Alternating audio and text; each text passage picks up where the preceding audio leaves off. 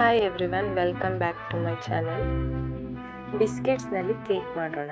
ಅದಕ್ಕೆ ಒಂದು ಟಿನ್ನಿಗೆ ಆಯಿಲ್ನ ಗ್ರೀಸ್ ಮಾಡಿಕೊಂಡು ನಾನು ಮೈದಾದಲ್ಲಿ ಕೋಟ್ ಮಾಡ್ಕೋತಾ ಇದ್ದೀನಿ. ಬೇಕಿಂಗ್ ಪೇಪರ್ ಇದ್ದರೆ ಅದನ್ನು ಹಾಕೋಬೋದು. ನನ್ನ ಹತ್ರ ಖಾಲಿ ಆಗಿದ್ದ ಕಾರಣ ಕೋಟಿಂಗ್ ಮಾಡ್ಕೋತಾ ಇದ್ದೀನಿ. ಕೋಟಿಂಗ್ ಮಾಡ್ಕೊಂಡು ಸೈಡಿಗೆ ಎತ್ತಿಟ್ಕೋತಾ ಇದ್ದೀನಿ. ಈಗ ಒಂದು ಜಾರ್ ತೊಗೊಂಡು ಅದಕ್ಕೆ ನಾನು ಹ್ಯಾಪಿ ಬಿಸ್ಕೆಟ್ಸ್ ತೊಗೊಂಡಿದ್ದೀನಿ. ನೀವು ಓರಿಯೋ ಬಿಸ್ಕೆಟ್ಸ್ನು ತೊಗೋಬೋದು, ಕ್ರೀಮ್ ಇರೋದನ್ನ. ಇದು ಚಾಕೋ ಚಿಪ್ಸ್ ಇರುತ್ತೆ ಅಂತ ಹ್ಯಾಪಿ ಬಿಸ್ಕೆಟ್ ತೊಗೊಂಡಿದ್ದೀನಿ. 10 ರುಪೀಸ್ದು 2 ಪ್ಯಾಕು. ಅದನ್ನು ಮಿಕ್ಸಿಗೆ ಹಾಕ್ಕೊಂಡು ಫೈನ್ ಪೌಡರ್ ಮಾಡ್ಕೊಳ್ಳೋಣ. ಒಂದು ಬೌಲಿಗೆ ಟ್ರಾನ್ಸ್ಫರ್ ಮಾಡ್ಕೊಳ್ಳೋಣ. ಅದಕ್ಕೆ 2 ಸ್ಪೂನ್ ಆಗೋಷ್ಟು ಶುಗರ್ ಪೌಡರ್ ಹಾಕ್ಕೊಳ್ಳೋಣ.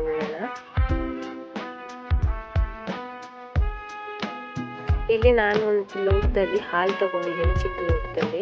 ಅದನ್ನು ಅರ್ಧದಷ್ಟು ಹಾಕ್ಕೊಂಡು ನೀಟಾಗಿ ಮಿಕ್ಸ್ ಮಾಡ್ಕೊಳ್ಳೋಣ, ಏನು ಲಮ್ಸ್ ಇಲ್ದೇ.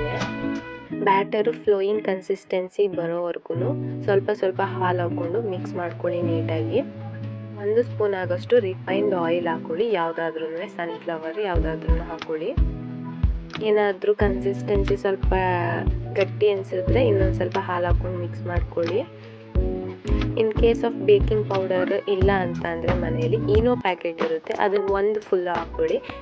ಇನ್ ಕೇಸ್ ಬೇಕಿಂಗ್ ಪೌಡರ್ ಇತ್ತು ಅಂತಂದರೆ 1 spoon baking powder, 1/4 table spoon baking soda ಹಾಕ್ಕೊಂಡು ಮಿಕ್ಸ್ ಮಾಡ್ಕೊಳ್ಳಿ ನೀಟಾಗಿ ಮಿಕ್ಸ್ ಮಾಡ್ಕೊಳ್ಳಿ.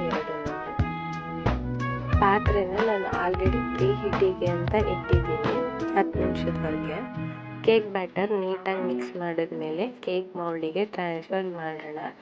ಮತ್ತು ಟ್ರಾನ್ಸ್ಫರ್ ಮಾಡಿಬಿಟ್ಟು 1-2 ಟ್ಯಾಪ್ ಮಾಡೋಣ, ಯಾಕಂದರೆ ಏರ್ ಬಬಲ್ಸ್ ಇದ್ದರೆ ರಿಲೀಸ್ ಆಗುತ್ತೆ. ಲೋ ಫ್ಲೇಮಲ್ಲಿ 25 to 30 ಮಿನಿಟ್ಸು ಬೇಕ್ ಮಾಡಿ. ಬೆಂದಿದೆಯಾ ಅಂತ ಚಾಪ್ಸ್ಟಿಕ್ ಹಾಕಿ ನೋಡ್ಕೊಳ್ಳಿ. ಅಂಟಿಲ್ಲ ಅಂತಂದರೆ ಬೆಂದಿದೆ ಅಂತ. ಇದನ್ನು ಟ್ರಾನ್ಸ್ಫರ್ ಮಾಡಿಕೊಂಡು ಸ್ವಲ್ಪ ಶುಗರ್ ಸಿರಪ್ ಆ್ಯಡ್ ಮಾಡಿ. ಮತ್ತು ನಿಮ್ಮ ಇಷ್ಟ ಬಂದಿದ್ದು ಡೆಕೋರೇಷನ್ ಆದರೂ ಮಾಡಿ, ಇಲ್ಲಾಂದರೆ ವಿಪ್ಪಿಂಗ್ ಕ್ರೀಮ್ ಇದ್ದರೆ ವಿಪ್ಪಿಂಗ್ ಕ್ರೀಮಲ್ಲಿ ಡೆಕೋರೇಟ್ ಮಾಡಿ ಕೇಕ್ ಕಟ್ ಮಾಡಿ. Thank you for watching. Subscribe ಮಾಡಿ.